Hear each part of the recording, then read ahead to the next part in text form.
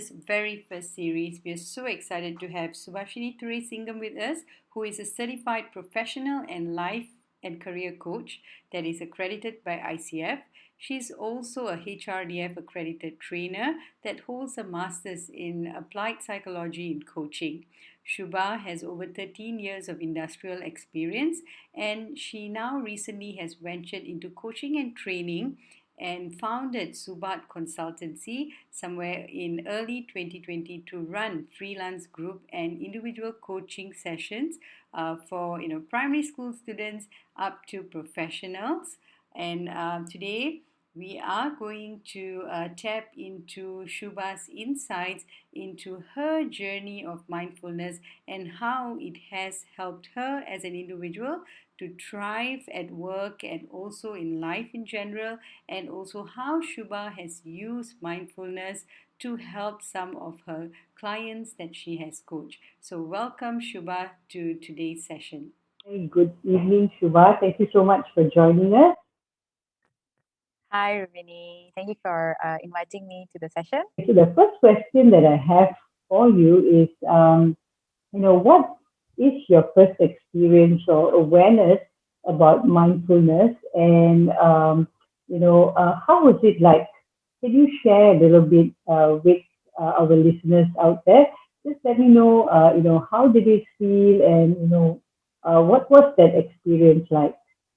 Okay. Because it's not that long ago, actually, Rubini. My first mindfulness experience was with a project early 2018. And we had to experience a training to understand mindfulness theoretically and also practically, right? So the trainers took us through a practical session. And that point, I will be very honest that I was feeling very uncomfortable and restless because, Mm-hmm. so just imagine asking someone who is always on the run, who's very hands on, who's constantly moving here and there, engaging with something to sit still, to breathe, and to focus on my running thoughts. It was super impossible for me. My first experience was I was actually getting very hungry and I was thinking about food. There were like cakes, desserts, kebab was running on my head and everything. And the trainer was like, okay, focus on the now, focus on the now. So it was a bit difficult for me. And it was not only me, there was few others who were not able to continue the mindful breathing activity. So then we had a reflection section, and I was actually wondering why I was not able to experience mindfulness like others, and what could I have I done differently. And at one point, I thought that maybe it is just not for me. Maybe mindfulness is not for individual like me, right? And approached the trainer, had a conversation, and understood. He said, hold on, let's just focus on the second part and then revisit the thought of whether mindfulness is for you or not sometime. And after lunch, we went through like a theoretical session, right? That was the turning point for me because I fell in love with the definition of mindfulness. Um, that it resonated something with me and it gave me hope. So John Kabat-Zinn is kind of a very famous individual for mindfulness practices, right? And he mentioned and he stated that mindfulness is actually the awareness that arises from paying attention on purpose in the present moment in a non-judgmental way.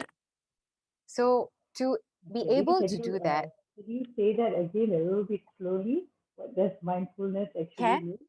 Yeah, it's the can you say that again? it's the awareness that Awareness. arises from paying attention on purpose in the Okay. present moment non-judgmentally. Correct. So to me, Mm-hmm. I felt that was an art, and it's not something we can do it immediately.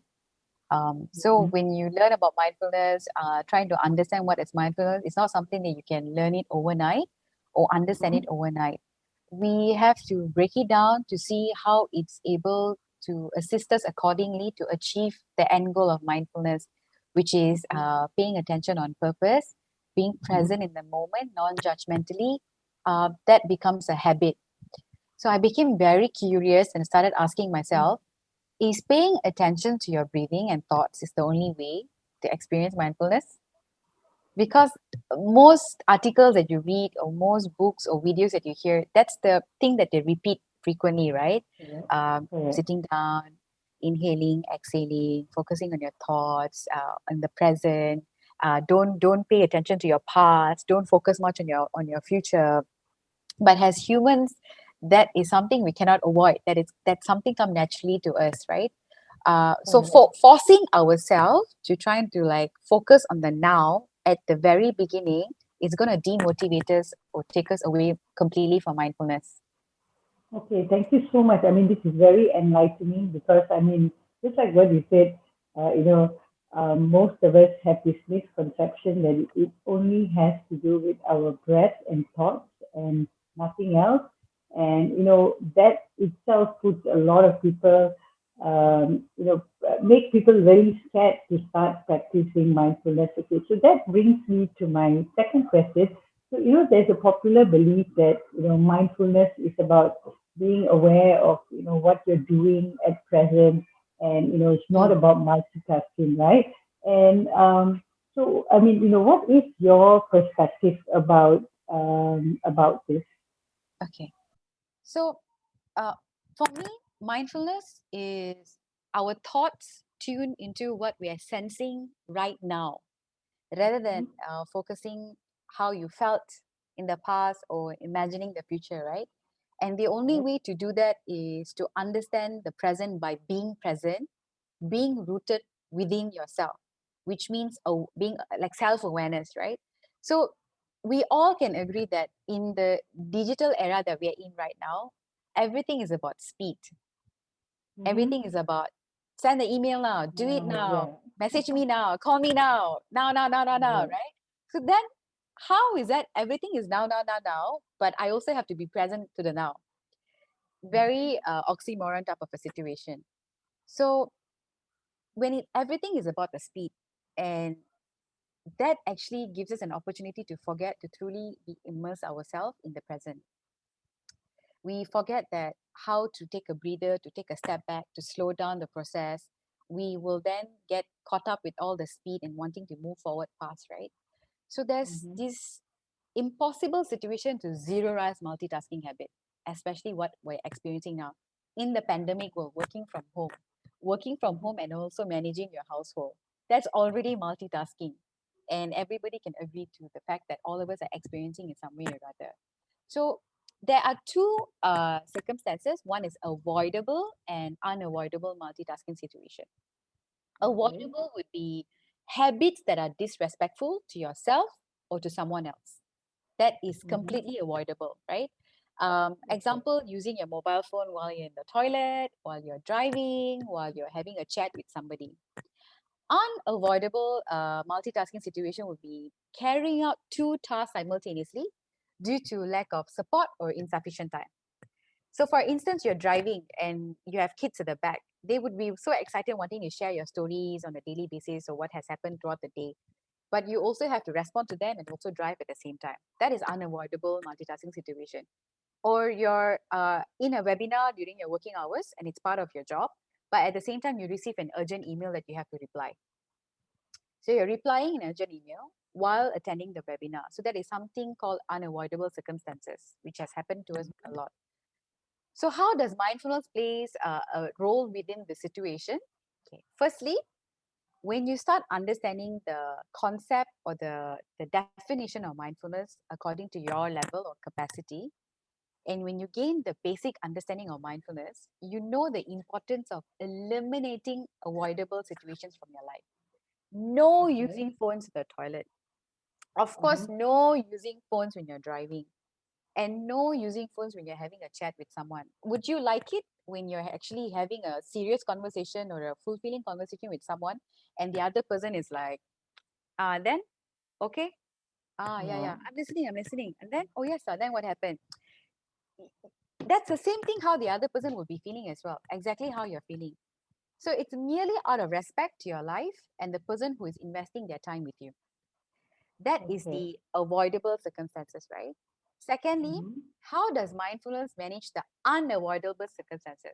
Is by cultivating a new habit or tradition.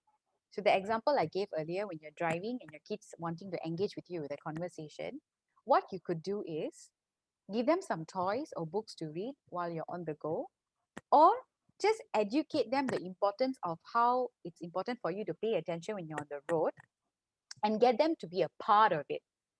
So get them to talk to you about what they see in the front screen, windscreen, or what they see on the side, right?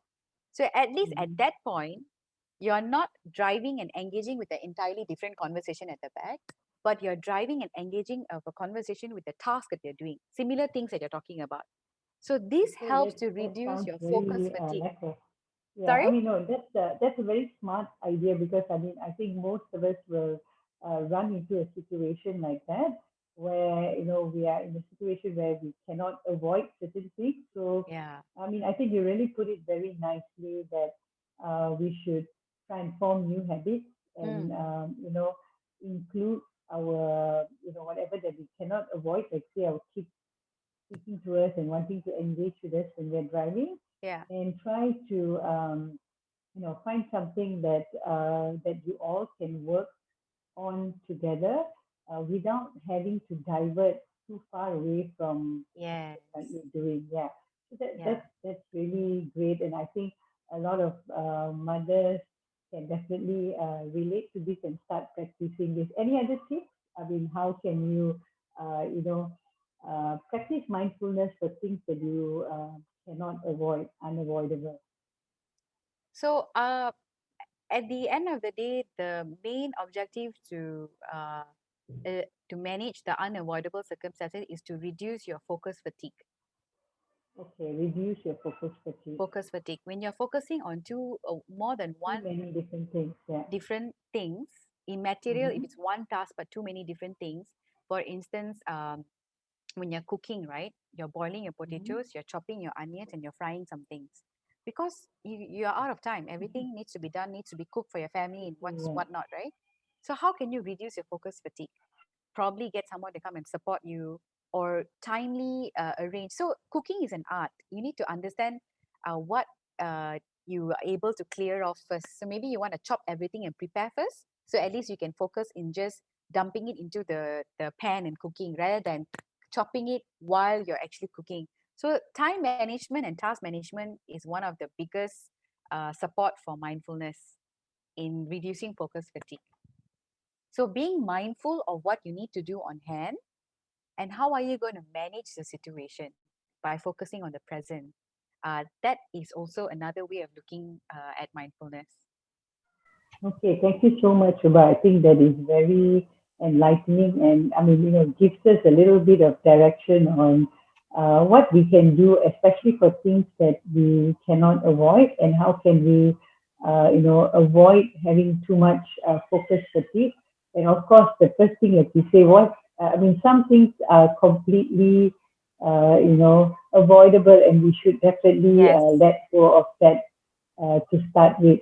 Okay, so the next question that I have for you is, I mean, a lot of us understand that, by practicing mindfulness, it can help you with your psychological well-being. So maybe can you just tell us how are these two related and what is the relationship between mindfulness and psychological well-being? Okay. So metaphorically, objective of a car is to get us from point A to point B, right?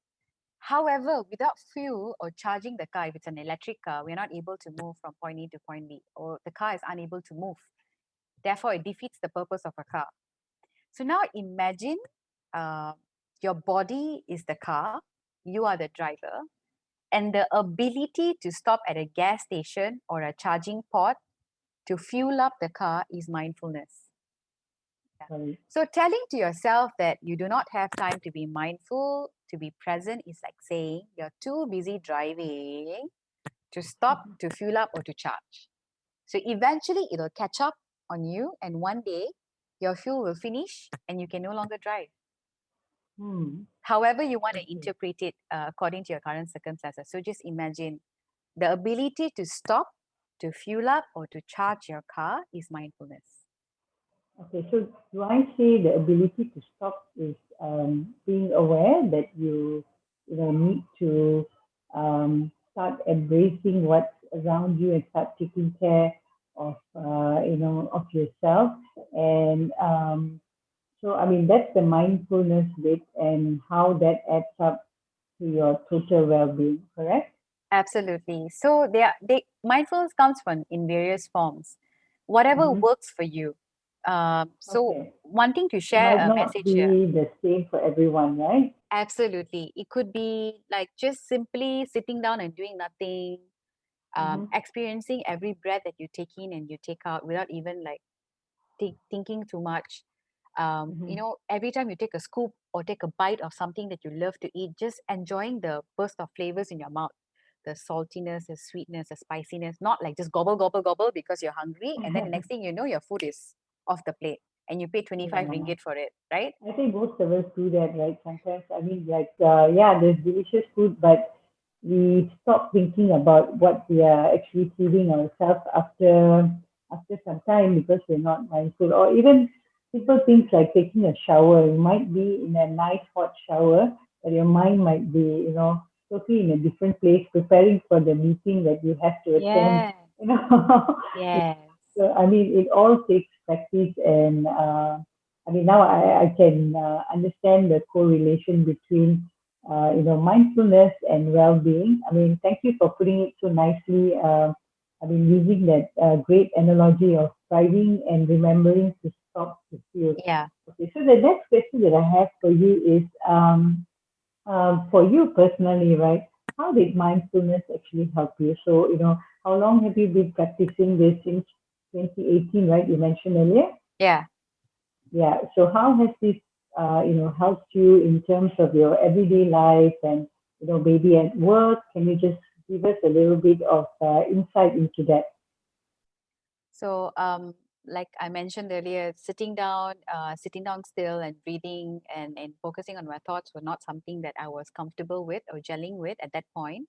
So I found different ways to what mindfulness is for me. I started off Mm-hmm. by simple as at the end of the long day, I will pick a favorite jazz song, and it could be a 5 to 6 minutes jazz song, and I will take hot shower just by focusing on the jazz song. So in a way, there is some thought process to the lyrics, and I will just enjoy myself having the long shower and relaxing. Then it slowly turned into having a hot cup of tea with some nice music and just sitting quietly. So when I started taking small bite-sized things that I love to do and I enjoy doing alone, it allowed me to understand myself better, to gain awareness on the way I think, the way I feel, and the way I act to people, the way I respond to individuals around me. And I started using the time to be like very productive, reflective on my daily actions. Consciously Mm-hmm. thinking, oh, Subha, this is what you said today. This does not resonate with your value. That means you were not being mindful. So maybe you want to consider responding differently the next day or something like that if it happens again. And then slowly, when I started practicing it more often, more on how I think, feel, and how I act, right, around people around me and to myself, it helps me to be aware of people around me and how they respond to my presence, allowed me to make better decisions in life. And most importantly, Rubini, I was very well rested. Mm-hmm. Um, I was able to sleep well, wake up energized, and and uh, not I was not all over the place. I was able to organize my thoughts and tell to myself, Subha, this is not a priority right now. Let's just focus what we want to settle today, and we see if we have the time or the capacity to think about it a bit later. Eventually I would realize that it wasn't Mm-hmm. even a thought to be worthy enough to think about, because it Or was just like worry a about. thought. Yeah. Then Mm-hmm. I started prioritizing by worth and my time and my energy. Is this worthy of my time and energy? Can I use this time and energy to do something else productive right now? And I started shifting perspective, shifting the things, the way I do things, and realizing that it has become a habit and a ritual. And it's very infectious. You tend to pass it on to people around you because the way you respond, the choices of word that you use will change. Your vocabulary changes. The way you dress, the way you see yourself in the mirror changes. The way you transmit energy and make people feel around you changes. So it's Okay, not only so for you. Yeah. that's very nice to know. So, I mean, it seems to have a ripple effect and an upward spiral in terms Yeah. of how you feel and how you make others around you feel, right? Yes. I mean, yeah, that's it. I just like to ask you a little bit more on this question, right? I mean, it's really nice to hear about your journey of mindfulness and how it has helped you so much, given you a lot of clarity, given you a lot of time to reflect, and like you said, very important. Where do I spend my time and energy? Mm. Something that I would definitely like to do personally as well to be able to be mindful of where I like to spend my time and energy, but how difficult was it starting? I mean, like you said, during the whole training session, it wasn't easy. And from there till the time that you are here now, that you're seeing the benefits of mindfulness, how easy was this whole journey? Did you have times where it was hard to do what you had planned to do, and eventually becoming a habit? How easy was this whole transition? Um, so it was tough in the beginning because I kept feeling that it wasn't for me. It wasn't for me, right? But I was determined to understand better because coming from an education world, we come from different background and we are different type of learners. So understanding, okay, so mindfulness end goal is this, and there are many ways to achieve a certain end goal. So what is your way, Suba? Figure out what is your way. So I started doing a lot of reading, a lot of research, a lot of figuring how people do things differently and what suits me the most. So it is very, very important that you just don't listen and gobble whatever people tell you. You need to know that whether that shirt fits you or not, whether the scarf fits you or not. And if it doesn't fit you, you will never continue. So Mhm. first step is whether you want to learn and experience it. Second step would be understanding the definition or the end goal out of it. Third step would Mhm. be listening and reading and researching enough to know and find the one that fits you the best. Fourth would Mhm. be doing it within your own capacity and doing it as frequent as you can. So just Okay. uh, today I tried Korean. No, Korean doesn't work for me. Let me go with Japanese. No, Japanese doesn't work for me. Let's go with Indian. Ah, okay, Indian works for me. Okay, I'll just probably like to try Indian and different types of Indian dishes. So Mhm. whatever that It's works for you, about and exploring and finding out what works for you as well, yeah, right? yeah, it's a Yeah, I long think journey. you summarized it really nicely. Thank you so much, Shubha.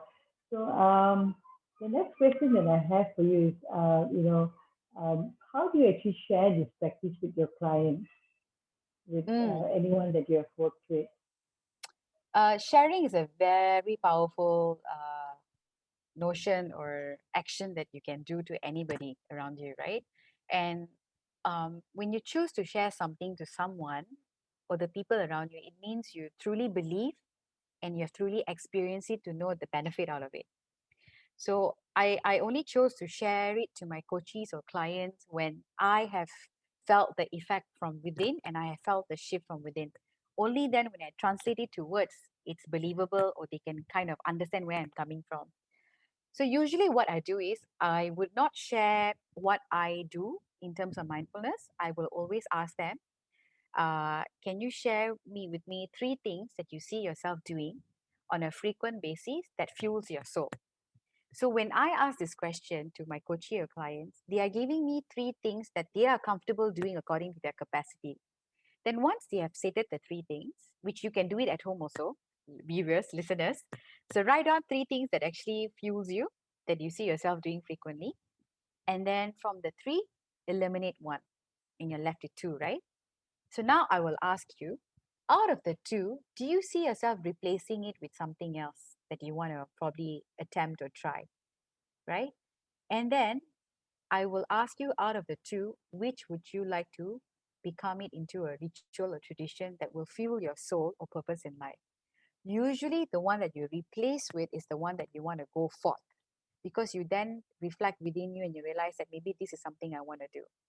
So, some of the examples that I can share with you would be a ritual would be an individual or a client has told me that I schedule worry breaks because I worry a lot. I don't want it to disrupt my working capacity or my home capacity.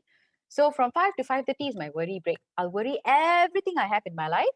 5:30 onwards, I'll just continue. Or whatever before 5, I'll just continue doing whatever I need to do. Having alone time, clocking an alone time for yourself is very important, or choosing to have one quiet meal every day by yourself also is quite important. It could always also be gardening, uh, naming your emotional state before leaving home, 15-minute journaling every night, something that you're grateful for, listing the things that you're grateful for first thing in the morning. These practices, right, without you realizing, shift your mental and emotional physical state. And then when you practice it long enough, it becomes a habit, and you will then realize it has become a part of your life.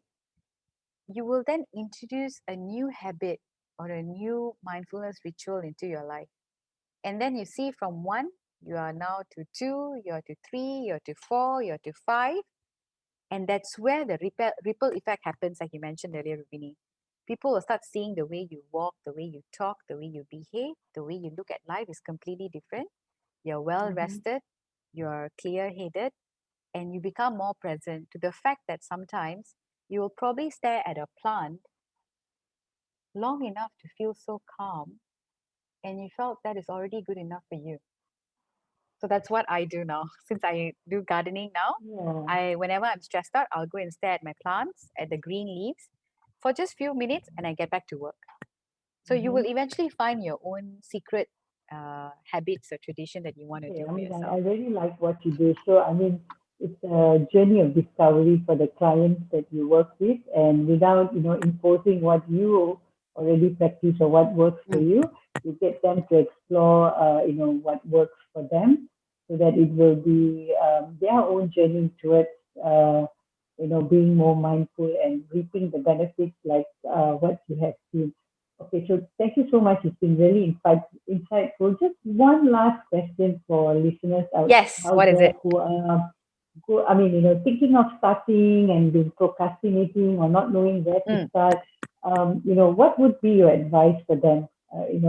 How can they start this journey, and what is the one thing that you would want to tell them for them to start this beautiful journey of mindfulness?